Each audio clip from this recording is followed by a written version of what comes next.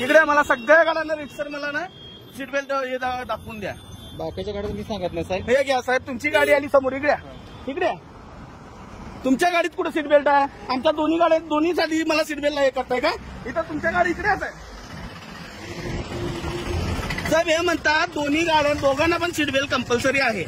हा कुठला नियम आहे? मग तुमच्या गाडीला आता तुम्ही तर आता इकडून आला, तुमच्या दोघांना सीट बेल्ट कुठे आहे? इमर्जन्सी काम करून आले तुम्ही, इमर्जन्सी साहेब पोलीस साहेब, तुम्ही ऐका ना. तुम्ही मला शिकवू नका साहेब. मी मला पण ते सांगू नका साहेब, दोघांना लागतो. तुम्ही ऐका, हे इमर्जन्सी सर्व्हिस आहे. तुम्ही पोलिसांना विचारू शकत नाही की का विचारू शकत नाही? तुम्हाला पॉवर आहेत का ते?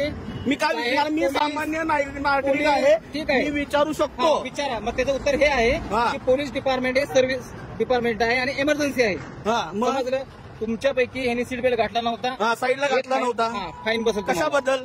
किंवा नाही, मला हे नको आहे. मला रिसर लेखी पाहिजे आहे.